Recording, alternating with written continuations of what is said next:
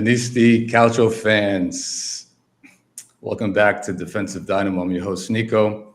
And today, I have two special guests. I have Alex, he's Interisti, and I have Henry. Obviously, you can tell by his shirt he's wearing that he supports Napoli. Yep. Sempre. Gentlemen, thanks for joining today. So as you know, Calcio Fans, our season's about to kick off in the next, week and a half. So I decided to bring on these, fellow Calcio fans from other teams that are, compete with Milan to talk about their, how they feel about their signings, defensive signings during this summer's mercato, and their feelings going into the season, how their team's going to set up defensively in terms of tactics and their schemes. Before we get into that, I'd like to ask my guests. Let's go with you first, Henry. Let's sort of, how did you become a Napoli fan? Just give us a brief overview, history of that. Sure. Well, thanks for having me on, Nicko. Thank you. And as you can tell from my accent, I was born and bred in Naples. No, I'm a bit of a weird one. I don't come from a very sporty family. And I got into football during the 1990 World Cup, which was hosted in Italy. And I just fell in love with Maradona, really. And my parents made TV shows back in the day, and my dad had just made a documentary in Naples. And 7-year-old me asked my dad, what's this Maradona guy? And he sort of painted this very vivid picture of Naples to me. And then Channel 4 got the rights in the UK for Serie A in 1992 because Paul Gascoigne's transfer to Lazio. And I just started watching Calcio for free on the sofa, supporting Napoli just at the moment when they stopped being good. And then 30 odd years later, I was in Naples in the Stadio Diego Armando Maradona to see Napoli lift the Scudetto, which was one of the greatest moments of my life. Yeah, I can imagine that. That's great. Yeah, back in '94 when they came to the U.S., I actually had a chance to see Maradona play. Cool. Yeah, Nice. They played Greece, so obviously I'm Greek by my last name, Kostopoulos. So I had a chance to see my national team get embarrassed by Argentina. You got to see Dios. I mean, he was great in that World Cup. And He was. I mean, I believe that was his last World Cup, if I'm not mistaken, right? And people just remember him celebrating in front of a camera. Against Greece. Yeah, exactly. Yeah, but I'm just a lot younger than you guys, so yeah, but I maintain he was just very, very happy, Nicko. I think that's all that was going on there. I had no issue. Actually, it got to the point I remember because I had gone to the game with my cousin and my uncle. We drove up from New York, and it was so bad. The performance of Greece, it was just pathetic. We didn't know what was going on internally until years later. What happened? We found out what happened internally with the club and everything else. But in terms of the stadium, the Greeks started booing the team on the field, the way they were performing. And in my section, myself, I don't know how old we were back then. We were teenagers. Myself, my cousin, a couple other people, we starting this chant, Malaka.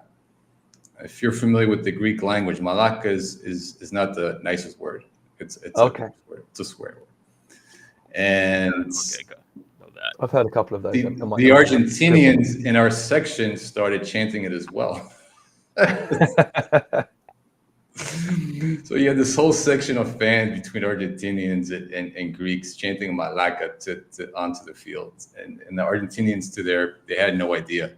I doubt it what was going on. Why were they saying it? That was like the most for us. That was the highlight of the game, unfortunately. And would you have thought, Nicko, that 10 years later you would be celebrating great success? No, nobody expected that. I mean, I recently read a book that a Greek journalist just wrote about the team, and just understanding what happened internally, the way they hired, Otto, and how he tried to change the whole internal system of the Greek national team, and what they went through when they went to Portugal and all that stuff. And it's amazing. Unfortunately, I mean, that was their last.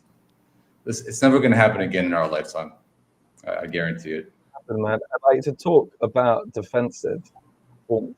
I mean, people always talk Yeah. about it was this great fluke or whatever, but actually, looking back, it's one of the great international defensive performances in terms of consistency over a whole tournament. What was his name? The incredible centre back, the Greek centre back, in that team?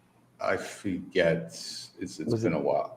Diallo, what was that? Anyway, I still remember that. So I think we've got to give Otto his dues in terms of his defensive organization. Correct, and the thing was, what the players that he brought on, he didn't pick the best players in Greece. He actually left some players out because they didn't play well. He chose the players that best fit with his system, that were willing to play different roles, and actually, get along with other teammates. At the time, the Greeks, and it happened to other national teams. You have Olympiacos, you have AEK, Partenopei. Those three teams, generally speaking, don't get along. And back then, the players didn't get along as well in the national team. They wouldn't talk to each other in the locker room. But I would say this: enough is enough. We're going to get united. Forget about what team you play for in your club. This is about being Greek.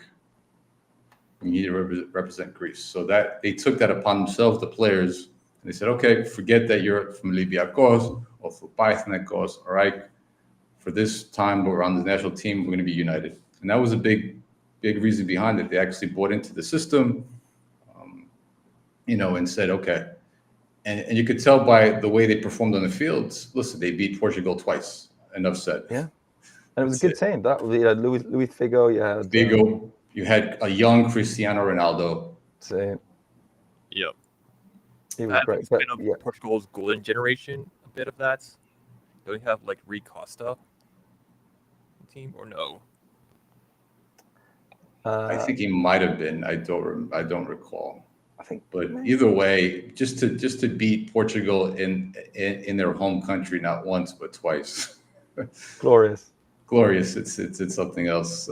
Yes, let's move on. Alex, Henry, thank you for that great story, man. I love hearing fans talk about how they fell in love with their club and everything else, especially with your family and their background as well. That's awesome. And yourself, Alex, how did you become a Interista? I think I just started off with growing up in a place where football is not really a culture, really. Went from World Cup football to club football. I mean, World Cup, my first match is, I think, the 2006 Italy versus France, I think. Watched a bit of that. Then in 2010, World Cup again. 2014 is when I really got into football, especially playing FIFA. That's how I really got into that. And then off to pick a team. I picked Inter, nice logo. Plus, I really think fixed them on FIFA. It just grew onto me, okay, I'm gonna support that. And that's my story. It just grew into the club.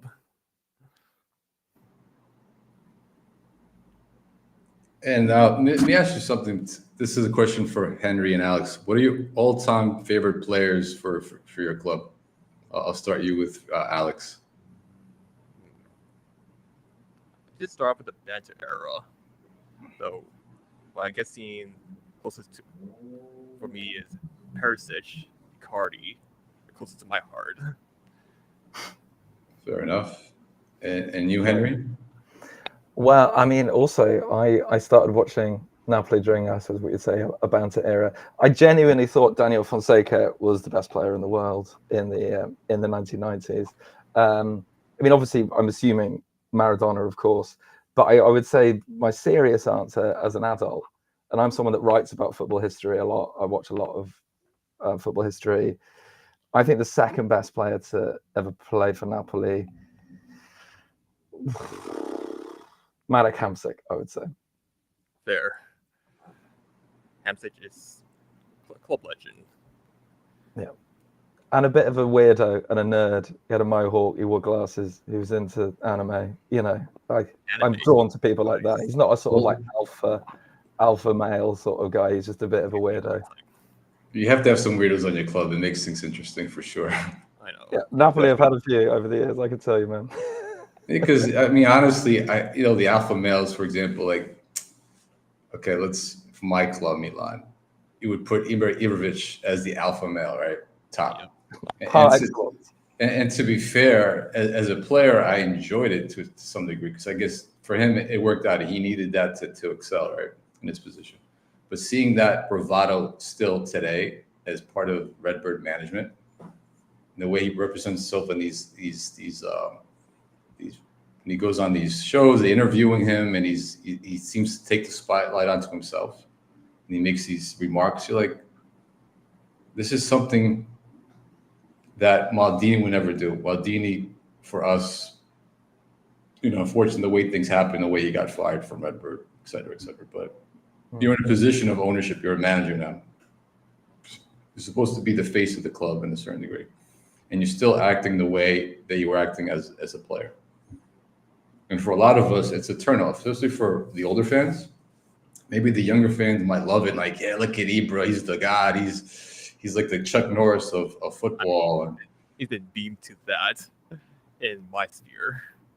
Yeah, so I think from that point of view, I for me, I do enjoy, like you said, I think overall that kind of character where you're more of you're into more, I guess, for just a funnier sake, nerdier things like anime and comic books and so forth. Yeah. To me, that's more interesting. It's like, okay, how many alpha males do you need? Okay, we get it. You're tough. You got tattoos. You work out, etc. Okay, that's fine. Although I can really imagine Hamsik at a Comic-Con. I can imagine him turning up. But the other great weirdo that I love is Dries Mertens, or Ciro Mertens, as we like to call him. Remember the time he was on the pitch and he got his invisible friend to lift him up. It's one of my favorite moments of Napoli. But yeah, I mean, it's a pleasure to be here though with two fans of different clubs. That really makes me think back to the 1989, 1990 season. Which was probably what I would say, from my biased perspective, is the highest quality title race in the history of football, let alone Italian football. When you had Van Basten and you had Maradona going toe-to-toe, and you had Inter coming off the back of that record-breaking season the year before. So, to use a phrase of a former manager of one of yours, there is football heritage in this conversation, ragazzi. Yeah. Definitely, I would agree. And that's the thing. I think that's the golden generation, right? There was a time where Serie A had the best players. Even the mid-table teams had some amazing players back then. Zico playing for Udinese and stuff. Yeah, exactly. Things like that. And now, unfortunately, the landscape has changed. You're seeing, the EPL there with the extraordinary money that they're splashing at every player and et cetera. And then, you got the Saudis, they're involved in these transactions as well. And you're seeing that with going the last few years, even this summer Mercado, I'm going to get into in a minute, all our clubs seem to struggle, regardless of their financial, means and where their standing is. We can't compete at any level at all. I can see being excited for a transfer window is Roma and Juve, because they're making massive signings. Of course, Roma with their forward line. Well, yeah, Juve struggling too. I've been following some Juve podcasts like Beppe from Just Juve. And you could tell Juve fans are not happy with their management at all. I think they're only registered. They're short of players right now. They've been trying to sign coop miners for months. Makes your heart bleed, doesn't it? Really makes your heart. Poor little Juventus, isn't it? What a terrible shame. Well, as an American fan, because I growing up, I don't like seeing other teams fail. Like, I know some Milanisti out there like, yeah, Inter, they're in financial ruins. They're gonna go broke. They're gonna sell their players. Great, we're gonna have a chance to win. It's good at it. And I'm like, no. For me personally, I liked all the teams to be at the top, to be financially stable, have the best players, and to compete. Because as a Milanisti, I wouldn't want to win the Scudetto just because Juve was broke and they got demoted 15 points. Napoli's in ruins. Pretty much every other team in the 2010s. Yeah, We're yeah. Correct. doing fine. Everyone else is just broke. Yeah, and that's not exciting. I wouldn't be bragging as a Juventus like look how many Scudettos we won because every other team was garbage.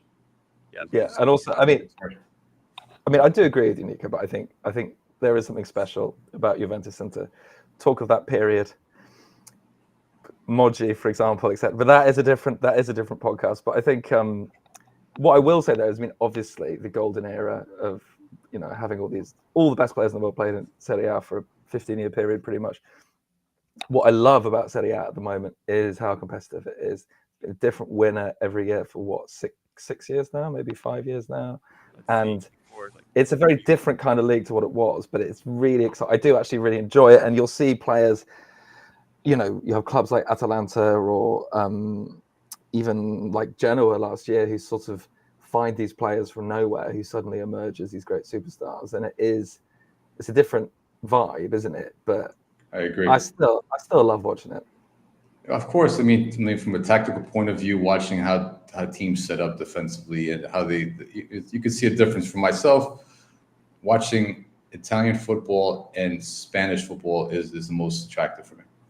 Most fun. 100%. Yeah. Sono de gol. For Italian football, the tactics are just very varied. Like you can have different sets. On one hand, you have before last season, you have Inzaghi. Another, you have Allegri. And you have Pioli on the other spectrum. Yeah, now we have Motta coming up the ranks. He's added layers to different tactics, right? Added new layers. The way he played Calafiori, and the way we saw, obviously with Gasperini, the things that he did when he played against Bayer Leverkusen that nobody expected. Shout out for Spalletti with Napoli and that Scudetto. Yeah, really interesting. Some of the things he said about tactics, about how there are no systems anymore, and you could really see it, not necessarily in the back line, but you could see it a bit with what some of the things that Kim was doing. But in terms of how you give someone like Kvaratskhelia, who has not been raised in the sort of traditional European football academy style, the freedom to exist on the pitch, and you see some of the magic that produces. So that's all in and amongst all these very different tactical setups in Serie A. I mean, I'm English and I have absolutely no interest in English football or the English national team. And I've tried to watch the Premier League, but until Pep arrived, it's basically like kindergarten. In the PL, everyone seems to copy like Pep or Arteta, like everyone. Yeah, it's rare for new ideas to start there, isn't it? Whereas, even Juric in Serie A, you have your different schools. You have Gasperini school, you have Juric, you have Spalletti's influence. Okay, let's give Allegri his dues. All right, Allegri as well. Yeah. And I love following those different systems. And Nicko, you'll know more about this than me, but like the diversity of formations that are on offer in Serie A, team to team, must be one of the biggest in sort of established world football, I reckon. Yeah, I would agree. I mean, look how much praise Italian coaches have gotten over the last few years. Inzaghi, the way he set up Inter the last two seasons.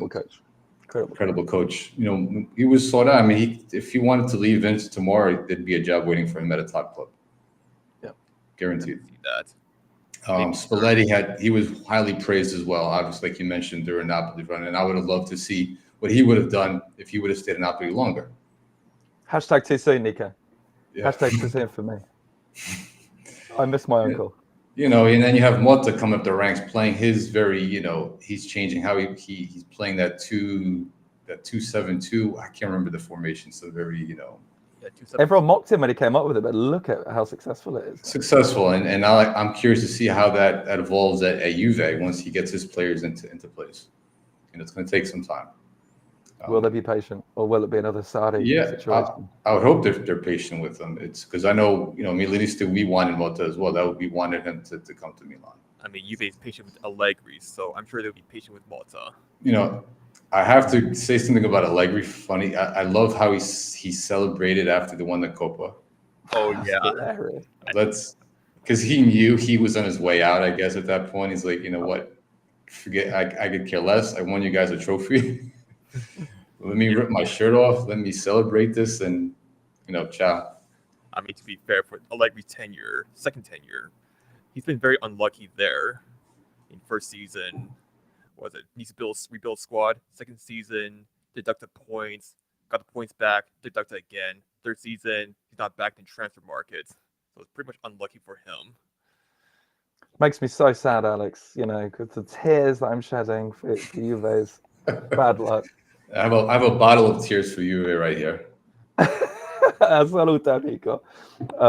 Yeah, I mean, yeah, but I think I don't know if you've ever had a job and that you didn't really like very much, and you've had to serve a notice period, and then you go in for your last day, and you're not being quite as professional as you might normally be.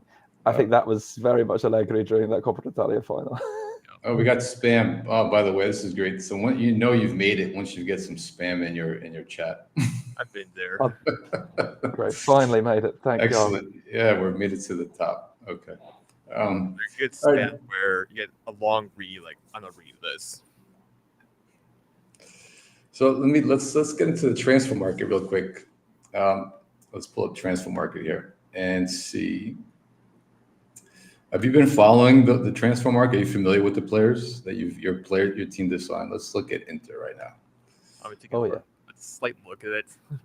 Let's take a look and see what the transfer market. By the way, if anybody from transfer market is out there listening to the show, please sponsor this podcast. I spend my life like daydreaming about what the day I'll be able to afford to have the proper account where I don't have to be spammed by hundreds of ads. That'd be great. All right, so let's start with you, Alec. Let's look at Inter squad this season. So it looks like we still have Bastoni, we have Pavard, you have dissects, you have Stefan De Vrij, Serbi, you have Alessandro. I think he's going back on loan. Return after loan. So you have his kid Alessandro Fontarosa and DeMarco. Darmian and I guess the new sign was Zielinski, which is center midfielder. Yeah. Right. So with that being said, how do you feel going in to this season with these with the returning players that you have defensively and the signing of Zielinski? With that. Start off with that. I don't think we have to make a lot of signings since our squad's really almost complete. I feel like we could probably make it a more forward signing because forward depth, I'm not more concerned about that. But for defensive wise, let's see. Chances are we're going to start with Bastoni and Pavard. Of course, there's dissects, which I'm a very exciting player. He's been exciting at preseason. As for Achebi, I'm not sure if he's back.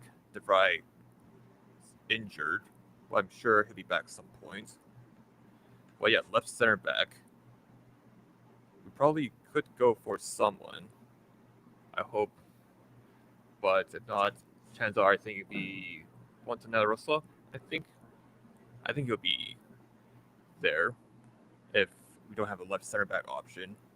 Because Buchanan's injured during, Copa America, I think? Long-term injury, so we probably make a quick signing or not. So we probably need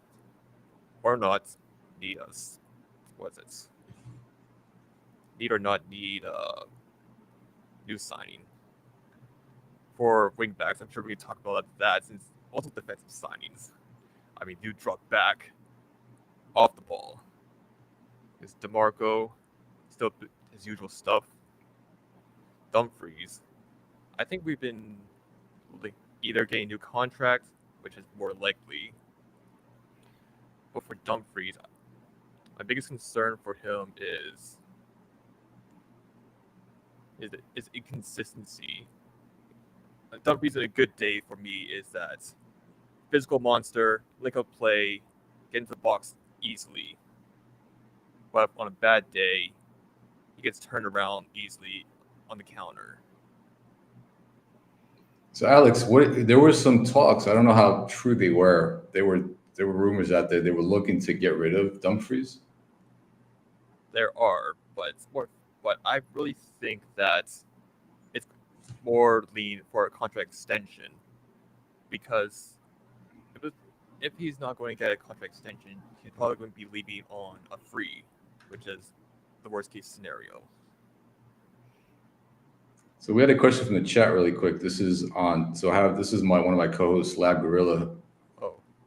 So he asked, what's the news on Taremi's injury? I mean, he's been recovering quick. I've heard news that he might be on the bench for Genoa for next week's match. He might be on the bench. Because there's news that reports that he's been recovering pretty quick. It wasn't a major injury. It was just like a slight. Yeah.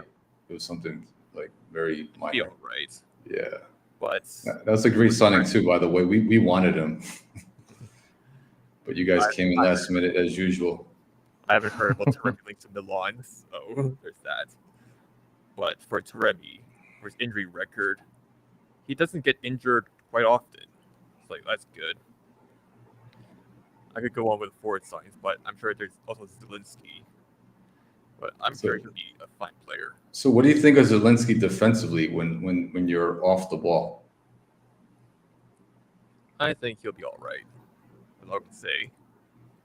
I'm more focused on his offensive output because that's what Zielinski does. Because defensively, you're pretty solid. I mean, we could see even though Inter scored a ton of goals last season, I think what really helped them push towards the Scudetto, and this is for any team, I believe, is how strong you defensively mean. I mean, they were, even though Summers is not the top 5 keeper in Europe. I mean, the amount of clean sheets he was credited with last season because of that protection that he had in front of him, right? Between the back 3, with Bastoni being one of the best center backs in Europe, in my opinion, in Italy for sure. And those midfielders, right? Working extremely hard. And let me ask this tactically, defensively, do you feel that Inzaghi is going to make any changes? Or he's going to stick to what worked in the past? I think he'll stick to what's working right now. Because I don't think our defensive shape has to change a lot.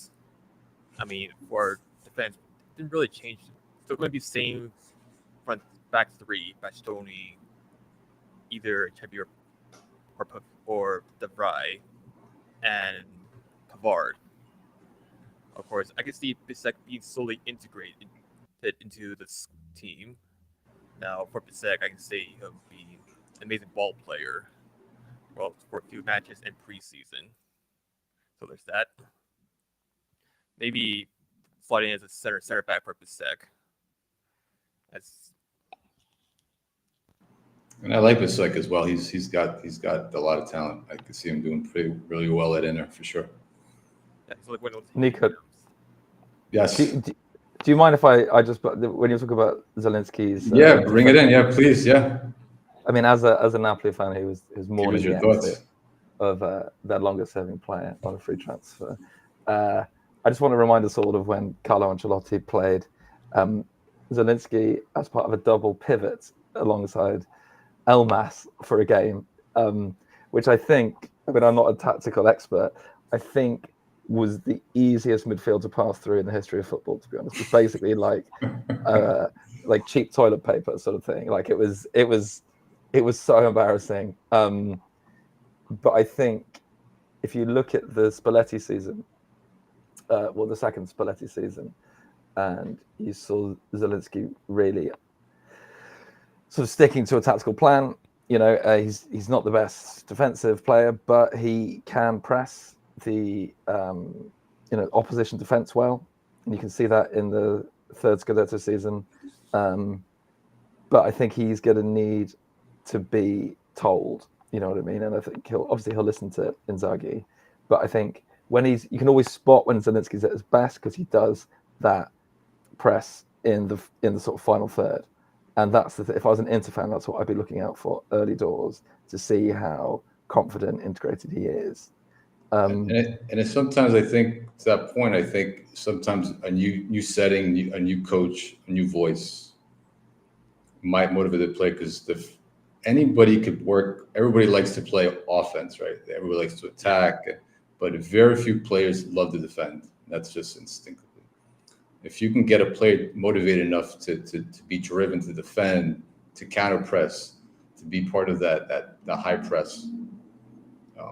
That changes everything. So it's really up to the player. So if Milanisti is motivated enough, just like you said, Henry, I think he'll be able to fit into that Inter team pretty well.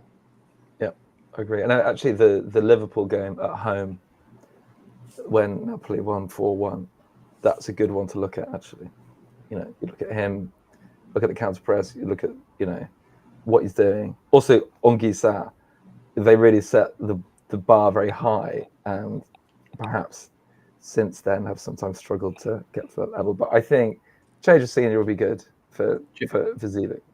And that playing with that 3-5-2, playing with 4 other really good midfielders is going to help him as well. It's going to maybe even protect him in certain points, if kind of hide his weaknesses to a certain degree, possibly. Yeah, I can see that because our midfield depth is very good. I mean, it's the best in Serie A, in my opinion, overall. And then I would put Napoli as well. Napoli has good midfield. You have Lobotka. You have those type of players that are just absolute, terrors in the midfield. I find Lobotka very underrated in anyone outside Serie A. Very underrated player. Can we stop talking about him, because I don't want anyone to know that he's really good, so they'll sign him. Nobody saw him during the Euros, Henry. Don't worry about it.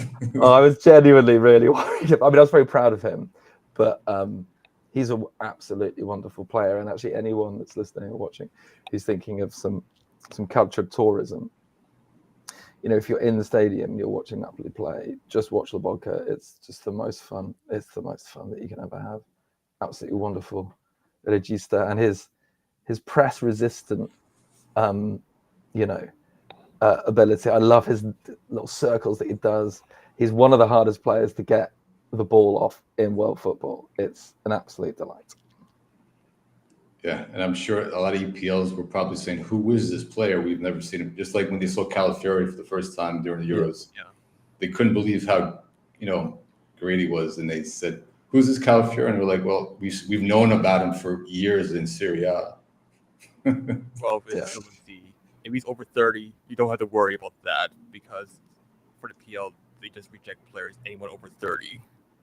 So if over 30 is good to go.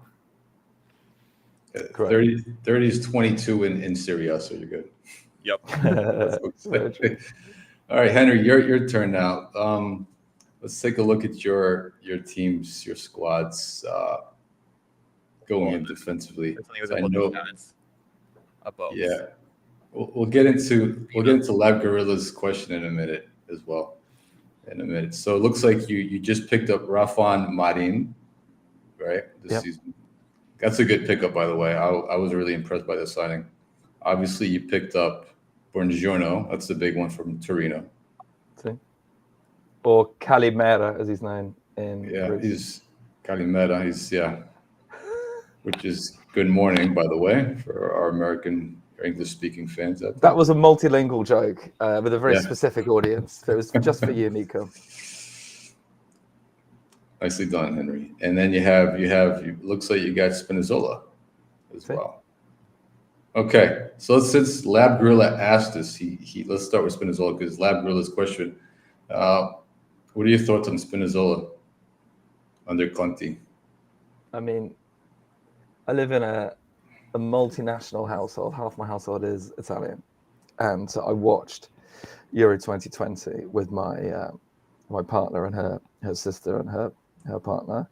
So it was quite a partisan watch of Euro 2020, and for me, the real highlight, apart from the very underrated tournament that Lorenzo Insigne had, was obviously Spinazzola. And I think anyone who's a fan of the Azzurri will get misty-eyed thinking about Spinazzola in that tournament. And, if he played the final, they would have won even more convincingly, I think. So a lot of people in Naples are very excited about him, I think, because of that.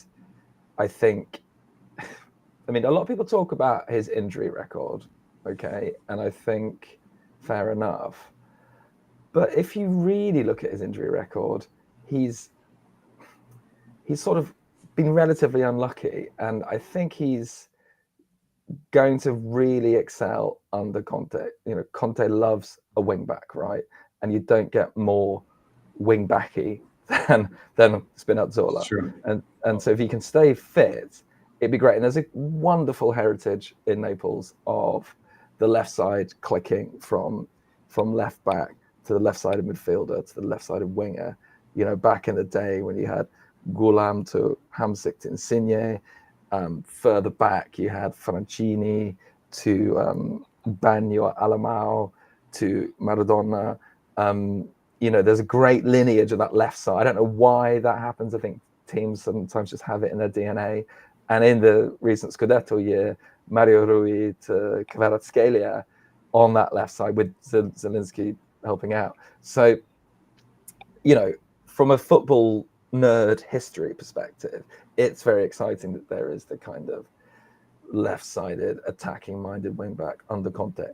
And that partnership with Kvaratskhelia, I think, could be incredibly exciting, particularly as Conte seems to be playing Kvara a bit further in. So the idea of Spinazzola really making those overlapping could be incredibly exciting. I mean, I love Mario Rui. He's like a cult hero.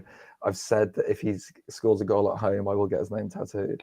But I think he's off. So I think it's a really good free transfer. Always fun to nick someone off Roma, and I think we're all pretty excited about that one, actually. But, I mean, personally, so this is my thoughts on that signing. So obviously, Roma, as you know, they beat my beloved Milan twice. Right? They knocked him out of the Europa. And Spinazzola, if you remember, he was a big part of that, those games against Milan. And I think that being said, the fact that they lost Spinazzola, Roma, it's gonna hurt their chances a little bit. I think a little bit. That's a big piece of that club, because he was not just, I think those are the kind of players that De Rossi likes to have as well. Those kind of players on the pitch. And then, yeah. I was really surprised that he went, Nicko. Exactly. And the other thing that I like is the fact that we're keeping another Italian player inside of Italy, which is important, because we're seeing that we're losing out on these. Some of these younger kids are being we're losing them out to the Bundesliga.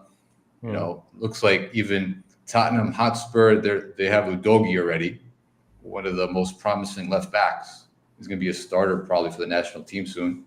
And they're looking to sign Coyote right now. They're eyeing him. Really? Yeah, so now we all know they've lost Emerson Royale. They're great next Cafu to Milan.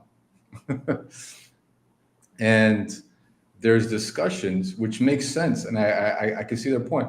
If you have a great Italian, they're building an Italian court in England, for crying out loud. Why not add Coyote from, which is another great fullback. That's a reaching magic right there. That's magic, and and I look at him like I'm envious. Go, look, they can do it. Why can't So it's nice to see someone like Spinazzola still being valued within Italy. And I think, I mean, I completely agree. And just to follow up on I think because he got injured at such a high-profile tournament, we all kind of feel like he's injury-prone. But if you look at his appearances since 2019, 32 games, 2019-20, 39 games, 2020-21. He missed out a season 21-22, and he played 4 times. But then 22-23, he played 40 times. Last season, he played 36 times. So I think he's had a serious injury, but he has probably played a bit more than people think. Also, I just have to say, one of my best buddies is Nigerian, and he absolutely loves the idea that like the Italian back line will have Nigerian heritage for the next sort of 15, 20 years. Which I also love, the idea of the right back and the left back for Italy, having that. Both wonderful players. I'd love to see Coyote come over to Naples. To be honest, I've been banging that drum for ages. He was an absolute we've been revelation. banging it in Milan as well. Yeah, I would like Coyote too. Like, which is he'll definitely go to Spurs then. Like if we all want him to stay in Serie A. So, yeah, but yeah, I mean, I think in terms of Napoli's defensive mercato, it's really interesting. Like he's basically signed a new back line.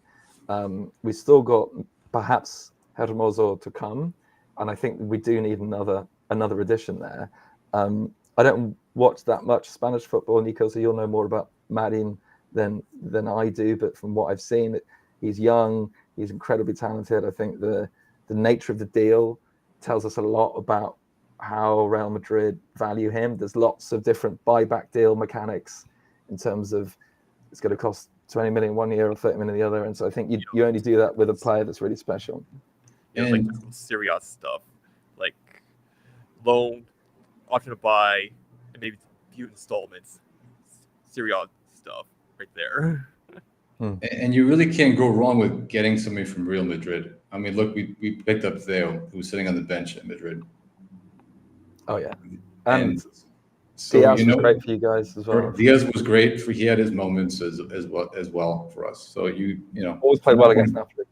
But I think, and for us lot over in Naples, like Raul Albiol was an absolute legend. One of the really underrated centre backs of Serie A in recent times. That partnership with Koulibaly was a thing of great beauty. But yeah, I mean, really, Alessandro Buongiorno for 35 million is what a brilliant deal that is from that Torino back line, which was a thing of beauty, right, Nicko? Last season, they only conceded 36 goals. They finished ninth. And if you look at the stats, you look at the metrics in Serie A, like Buongiorno's really high up on pretty much all of them. Seems to be a leader as well. And Kim, what a season Kim and Jay had for the Scudetto year. And what was really interesting is watching him the times I went over to Naples. So I run a podcast called In the Shadow of Vesuvio with a guy called Michele Borelli, and he's in Cordova B every week, or every home game.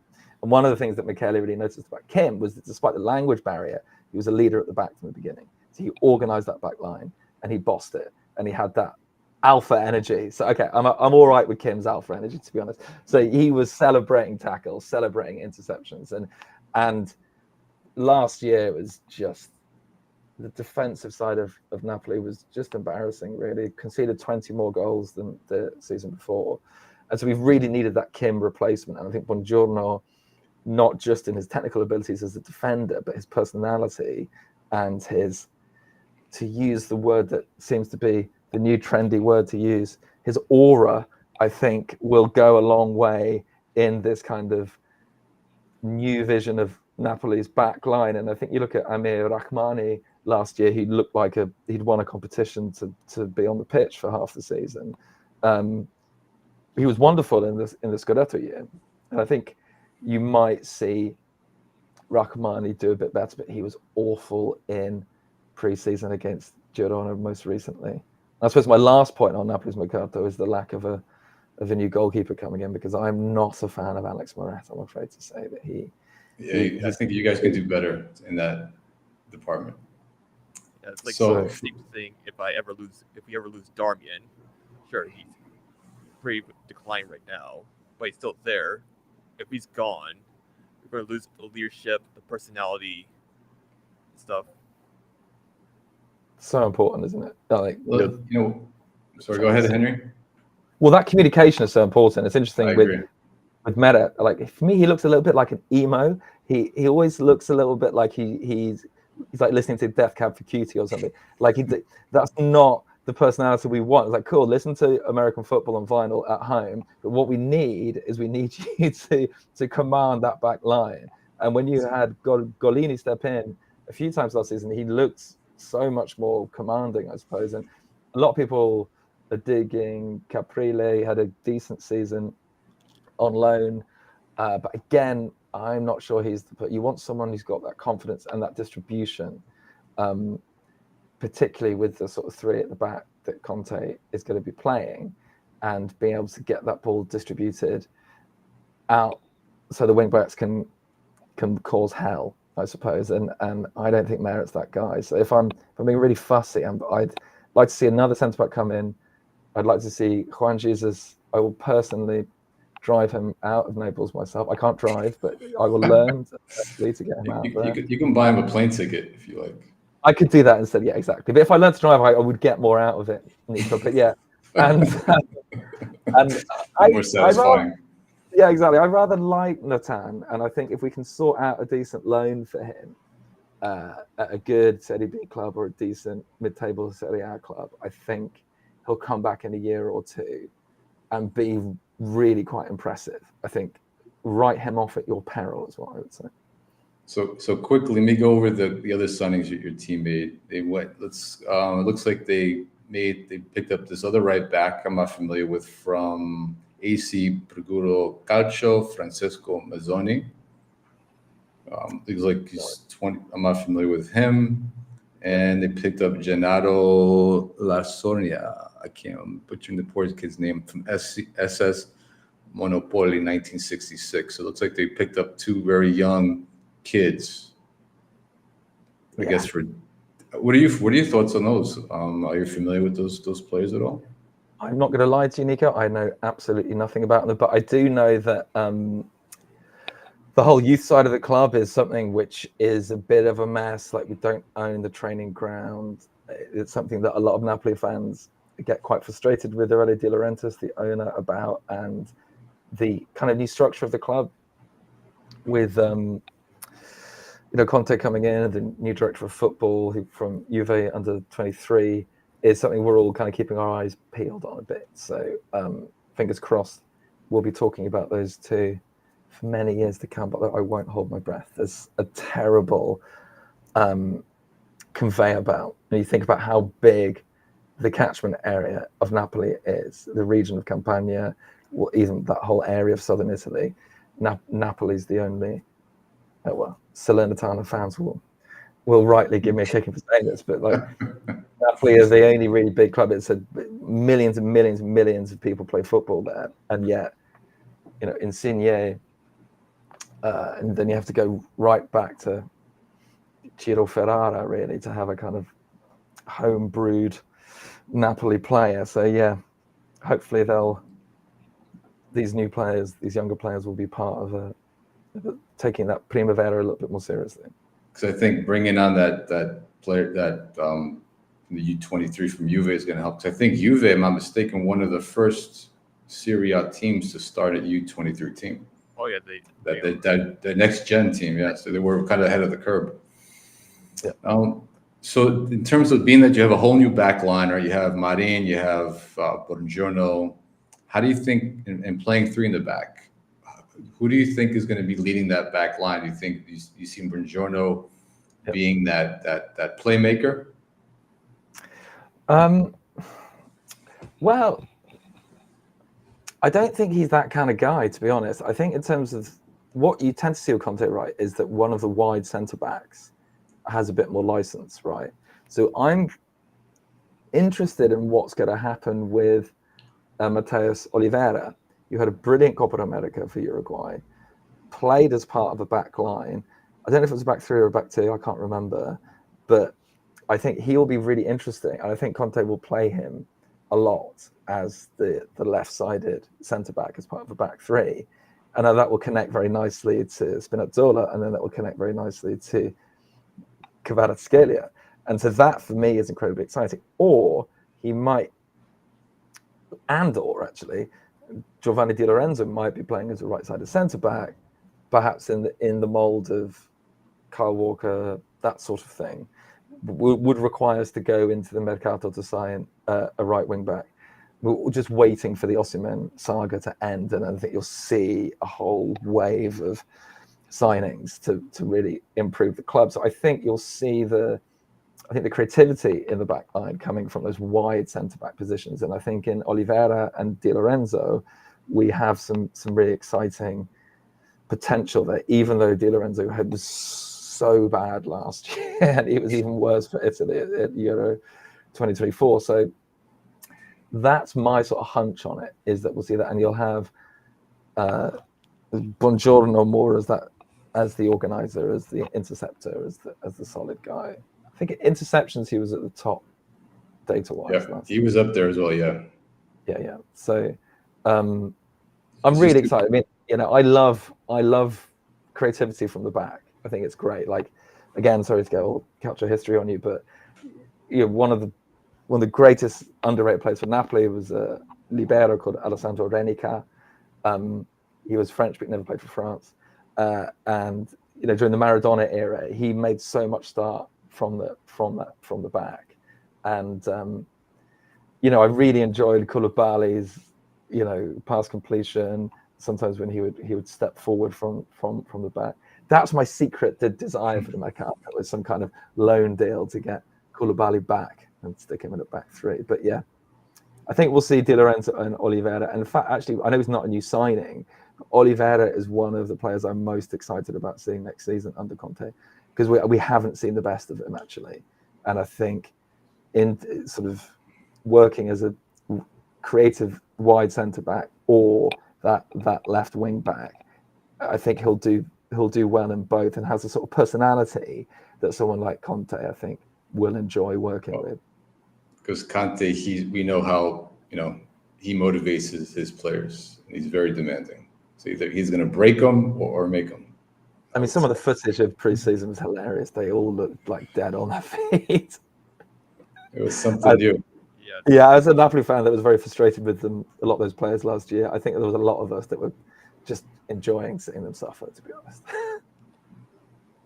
All right, moving on, gentlemen. Let's we're closing in about an hour, which is good, really good timing. And I'm enjoying this conversation.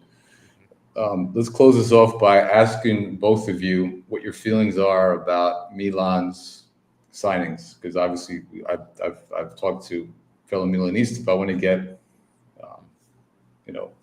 other Serie A fans who are would have no Milan glasses, or and get their feelings overall on the Mercato for Milan. Alex, we'll get you into the conversation again. What are your feelings overall about the signings that we made? So let's go with Morata first. I would go with who's out, who's in. Just go with the signings. Let's just stick with that. What do you overall? How do you feel Morata? Was that a good signing, a great signing, I think an average signing? To be honest, I think it'd be a good signing, a good Giroud replacement. I mean, weren't you linked to Xerxes a while back? Well, for months, yeah, and then we lost him out to Man U. United. Because if it's Xerxes, I think he'd be a poor signing for Milan, since I don't think he'll fit with the front three.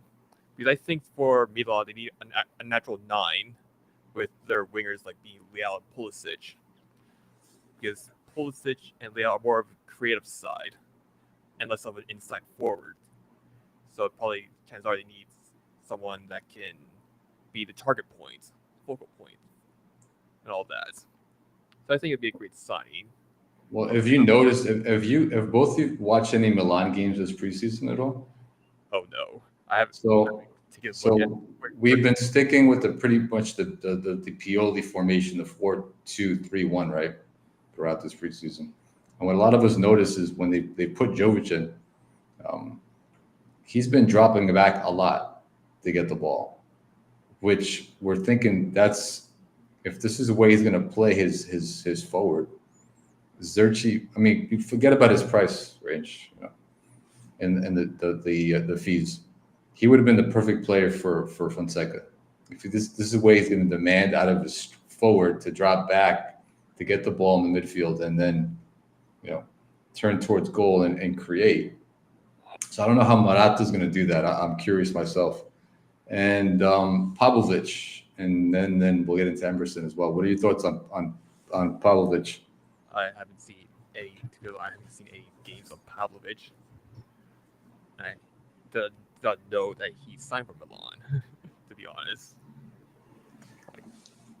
I'm really excited about him. He's really good from the kind of Red Bull system, and I think I don't know.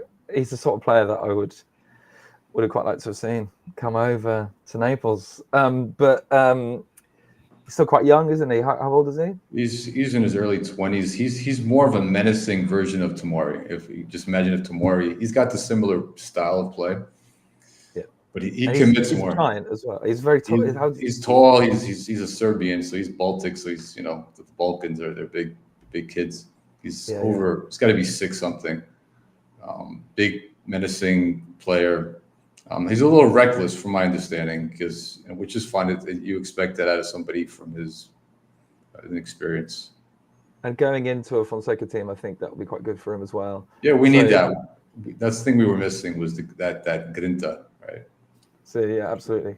Or Katsima, as we would say in Naples. So I think, yeah, that's good. I was very confused about the Morata signing because I thought, Fonseca coming in to Milan and then Giroud going off. I thought they would be a more sort of mobile counter-press sort of person. But I do like Morata, though. I think he will score 14, 15, 16 goals next season. And I think it's very underrated. Yeah, and I think his experience will go a long way in the squad. And clearly, I think Fonseca is thinking just to put the spotlight on Leao, and for him to step up, I think is really important to take that responsibility. He's a phenomenal player, Rafael Leao.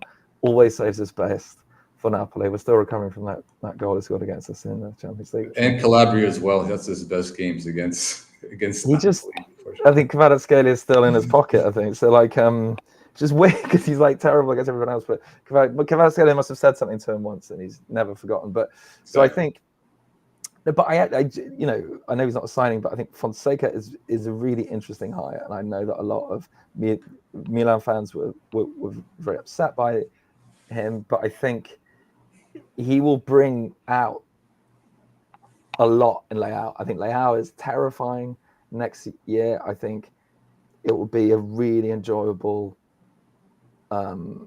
punch out between him and Kvaratskhelia, and I think Leao will score a lot of goals, and I think that's very exciting. And if you were playing fantasy football, I would contrive a way to have both Kvaratskhelia and Leao in your teams. Everyone listening at home, and it's not always easy, but good luck. If it's Fonseca, it does well with Leao's system. If it's Leao, it does well in Fonseca's system. I think he'll probably be breaking his goal record in the league. Oh, it's possible. So from a defensive view, so Fonseca he's similar to Pioli in a sense with the same formation. He likes to press up high up the pitch. So unfortunately, Leao doesn't work hard off the ball. That's his biggest knock on the kid. So I want to see how that goes, because you both know this, you've watched enough football. If all 10 players are not committed to the press, if not, they're not willing to attack the ball and look at those cues to press the ball, to try to possess the opponent or whatever. Leao's not the person, and we've noticed Leao during the preseason so far. Again, he was just lazy once the ball was out of his hands and the other team had possession. He was just doing his typical Leao stuff, which may be an issue, because if Fonseca is demanding him to press, but he's not pushing him, he's not yelling at him, it's like, well, I don't want to piss off my star player. The press is not going to be as effective. He needs to get put in one of Arrigo Sacchi's. Didn't he have those kind of crazy? It was almost like a kind of, not a cage, but they all had to train in these kind of small enclosed things that they learned. Sacchi was interesting. So, Sacchi had this thing as well where he would train his team without the ball. Yeah. And he was really more like, the great thing about Sacchi, really quick, you're a historian as well with Sacchi, he had that thing where he wanted his front line, his back line 25 meters apart. That was like the standards. Like, all right, you're not going to deviate from this. This is how this is our pivotal space. And you saw how great those Milan teams. So that's going to be interesting to see how Fonseca deals with that spacing as well, being that, our midfield issue is still a problem. We haven't addressed that, obviously. And I don't want to get into that too much because I've covered that to exhaustion at this point. But one last thing, because we'll wrap it up in a minute. Your feelings on Emerson Royal? Sideways or downgrade from Calabria? That's what I think. Fair enough. Yeah. Yeah, Okay. I have That's a straight to the dear, point. a dear colleague of mine is a Spurs fan, and he doesn't spend much time talking about how good Emerson Royale is. But then, the Premier League is tactically such a different kettle of fish for a defender, and so I would keep an open mind if I was a Milan fan, decent amount of experience. I think you'll be surprised to see what happens to a defender coming out of the English Premier League and into Serie A. It is very different. So I wouldn't get too depressed yet. I think you've got to give the guy a go. I think he could be an example of someone that really enjoys defending in Italy, and there are lots of players that have come over from playing in England that have done well. So let's wait and see. I think one thing I want to say, Nicko, you just don't think of it, is that Theo and Leao on that side, two players that are unpredictable in terms of their offensive and defensive actions. And that for me is the key, isn't it? Like when everything's going well and they're on it, when you won the Scudetto a couple of years ago, that left side was terrifying, but they worked their absolute asses off, and then you've seen that gradually drop off. And if we're going back to Saki, who I think is a complete lunatic, and I do, I love him and I hate him. And his memoir, if you haven't read it, everybody, is really interesting and definitely worth reading. You sort of see the kind of the real guy, why he did so well, but also why he did so well and then didn't do anything else afterwards. Not an easy personality, but there does need to, I think, my outside observation of Milan is that there needs to be a lot more work done off the ball. There needs to be some conversations with them as a squad to work harder as a team. And that's what won them the Scudetto. They were really good that year, and they were really impressive for me in terms of how they worked as a team. And I think, Pioli, for all the people that don't like him, is an incredible team player, and he'll always have my respect for the Davide Astori thing. So I think if Fonseca can really unlock the work off the ball and can unlock that work rate, you might be happier than you think next year. He just needs the right players, and management hasn't helped him yet. That's the thing. Yeah, exactly. And I think all of us in Serie A are slightly struggling with this Mercato, which seems to have stuttered a bit, doesn't it? Like it seems like every club is waiting for stuff to happen. And I would think we both agree. I think at this point we're about a week and a half away from the first games in Serie A. I mean, Coppa Italia starting soon. Yeah, Napoli's playing right now. Correct. So with that being shame of playing so early. Thanks for the reminder, Alex. With that being said, getting in signings now, how much can you expect them to contribute to the team right away? Particularly defensively as well. Defensively, because it takes more time to build that chemistry and understand, tactically how they're going to set up. And that's why, as a Napoli fan, I was very pleased that business was done early. Sorry, Alex. That's all right. But for most late signings, I think they'll be benched for a bit and then slowly be integrated to the squad and start playing around match day 5 or 6, maybe. That's what I think for late transfers. For sure. But I agree, Nicko, on Milan's midfield. Something needs to happen there. Yeah, going into the season with Loftus-Cheeks and Tijani, which off the ball he's not the best. Lovely player to watch, but lovely player offensively. He's great, and he showed it during the Euros, right? And we have Musa. He's still learning the game. For me, he's got a lot to learn. And you have Loftus-Cheeks, where I don't know where he fits into this whole thing. Honestly, yeah, he's kind of the odd man out. And then we have Pobega still there. You need a kind of Lobotka type, but you're not going to have him. So real quick, I don't want to spend too much time on it because I want to focus more of the show on your teams. And you can agree, and if you're playing that that formation of 4-2-3-1 with a double pivot, you need two midfielders that work off the ball really well, right? Because especially with that, you're playing 4 in the back, your weaknesses is on the fullbacks, right? They're pinned in. They have that open space to attack, right, on the pitch, which causes the midfielders to have to cover that space. So you need, that's why Kessie works so well. That's why Tonali works so well, having those kind of players during this Escobedo run. That's what. Is it just me? I think that you haven't replaced Kessie? That's a huge one. So I think any team you need a regista, you need a CDM, a box to box.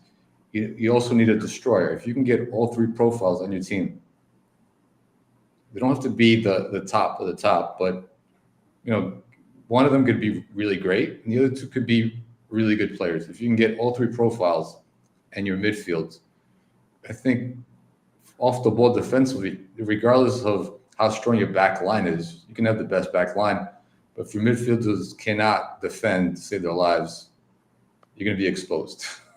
Or midfield, as long as it's balanced and works well. Correct. So, and yeah, Inter have that in Spain. The balance of that Inter midfield was beautiful at times last year. It was. Because the season, I think like last season, you have Mkhitaryan and Barella doing defensive work. Calhanoglu do his regista things. Before like Brozovic, Barella, I think Eriksson, the playmaker Eriksson, Barella being the box-to-box, Brozovic being the controller. Now like Calhanoglu, Barella, and Mkhitaryan.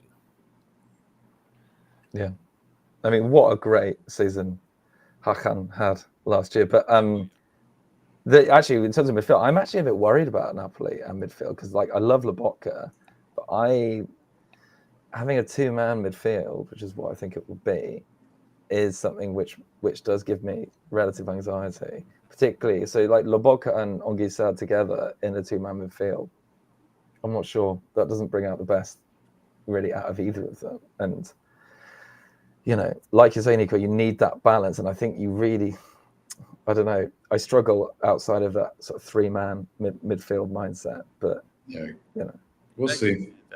I'm sure Conte, because we'll see how Conte adapts to that. And people can step up from midfield if there's a back three and stuff. So, correct. We'll see. All right, Jet. Go ahead, Alex. I apologize. What were you saying? I got a question for Henry about, I'm forgetting the question. Actually, I'm forgetting the question. It's about Napoli's midfield. For Conte, is he going to go for a midfield three or a double pivot? Kvara it's a winger, natural winger. Is this more 3-4-3 or 3-5-2? I haven't been paying attention to Napoli's preseason.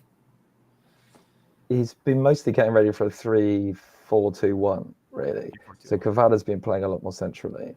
So I'm guessing that for midfield-wise, you have Lobotka being the controller. I guess someone to be run around the pitch, I guess. Anguissa, yeah. He's got that motor, yeah. Yeah. But again, that motor really went missing. Well, it hasn't been there for a season and a half, to be honest. It's let's see if Conte can motivate them through. But yeah, so that is my sort of worry. And in pre-season, we have looked a bit weak in the middle. And I don't think it brings the best out of Lobotka, who's been flirting a lot with Barcelona as well. So, but I don't think that's going to happen this summer. I don't know how they still keep getting funds for Barcelona to make these signings. I don't understand.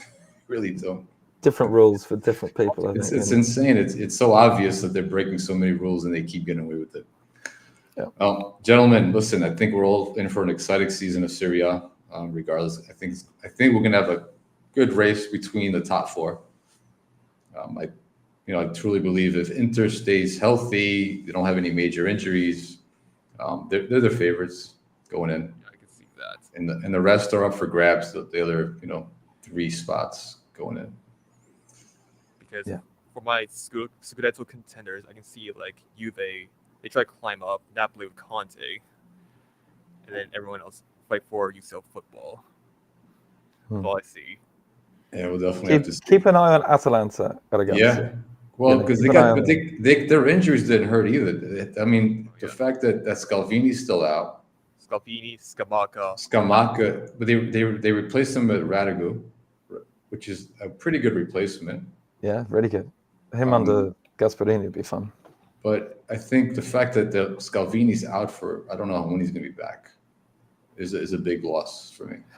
Yeah, but I think, But a lot of us have got a lot to make up. I mean, Napoli have got to make up 41 points. Juve, it's a massive change there with Malta taking over from, even everybody, even Milan with the new coach, we were, even though we finished second, we were 20 points behind Inter. Yeah. So, I mean, I think Atalanta might even finish that. I think it's Inter's. I mean, for me, they're the only team that have a squad capable of winning a Scudetto, like a squad. And I think Atalanta have got the stability of Gasperini and all that kind of thing. They had such a great year last year. So I think they're always doing well, aren't they? But I think they will perhaps surprise a few optimistic people like Roma fans who are legitimately excited. I think they've had a good mercato and another season under De Rossi. But again, I'm worried about that overall squad. I just hope for the league that there's a different winner again. Because it wouldn't be great to go, was it 7 years now with different winners? Yeah. That would be cool, wouldn't it? I'd still be happy if Inter defends the title. Oh, of course. I mean, it's been a while since a team defended the title. Before it's like Juve and then Inter and Milan and Napoli and back to Inter. Yeah, maybe it'll be Como with all the Indonesian cigarette money paying for everything. So, God, the amount of money they have is insane. Those two owners, and they don't mind spending it at all. They have no qualms about spending money.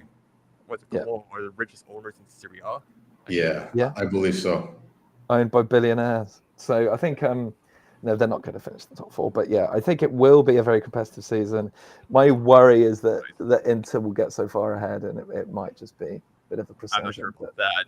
If we'll get far ahead, we probably make some ambitious signs to compete in the UCL and maybe the Club World Cup. They got a lot of games, that's the thing. But that front line, they're spoiled for choice anyway. Yeah, there's a lot of depth for Inter's front line. Martinez, Thuram, I guess we have Torrenti. I wouldn't put it Arnautovic or Correa in there. Yeah. So basically like 3 forwards. Loving Zion Traor's comment. Atalanta is a mid-table team. Love it. Yeah. Well, they play with no pressure. That's the thing. Yeah. They're playing with free money. There's no pressure from their fans to contend. That's the thing. I think that going in is what helps them compete in Europe. They go on that run to beat, the way they beat Liverpool and everybody else, which was. And that stadium in Bergamo is, it's intense there, and one thing on Roma is that they're always over predicted in terms of the press in Italy, in terms of a lot of the journalists. They all are quite fond of Roma, I think. And like every year, we're always told they're going to be back in the top 4. They're going to be back competing. And, they're the best team in the league for transfer unveilings. But I'm not sure they're quite matching that on the pitch. And we'll see with De Rossi. We'll see how that goes.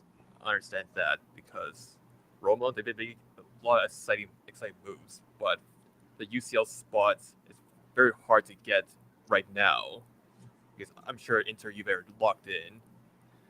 There's Napoli too, so there's like Milan, Atalanta, maybe Lazio. Bologna, it's a surprise. So that 4th, 5th spot is a lot harder to get. Yeah, talking of defenders, Baroni, the Mister of Lazio, scored the Scudetto winning goal for Napoli in 1990, everybody. No kidding. Interesting. That's cool. All right, gentlemen, it's been a pleasure. I thanks again for joining. All right. By the way, quick thing, do you want to have anything to plug in? Podcasts, channels? This is your time. Go for it, Alex. You go first. Oh, what? If you have anything to plug in, Alex, any channels, any podcasts, anything. Besides sharing my own channel. Yeah, you can plug it in right now. Plug it in. Tell our listeners and. Okay, I'll be sharing my my Twitter, YouTube, Twitter, both. I will plug it in YouTube chat. Excellent. Cool. And you, Henry, anything to plug in? Yeah, so I run a Napoli podcast with a guy that's in the stadium for all the home games. It's called In the Shadow of Vesuvio, which is part of the Far From Vesuvius network. So if you're ever going to be playing Napoli, just give Far From Vesuvius a follow. There's about 3 different shows that we do, so it's a good way to get an understanding of what's going on there. And I'll be talking about football history. I've just set up a new football history website called Mito Football. We've got about 10 articles up there at the moment, not just Italian football, but the myths and legends of the global game is the tagline for it. And I'm going to be, after a little break, I'm going to be picking it up again. So yeah, Mito Football and In the Shadow of Vesuvio. Excellent That's where you can stuff. find me. All right. Yeah, shoot a link. Alex, thanks. Alex, Henry, it's been a pleasure. All right, let's keep in touch during the season. Yep. All right, fellas. And Forza Thanks for having me. Calcio. All right, take care. Bye-bye. Bye. Ciao, ciao.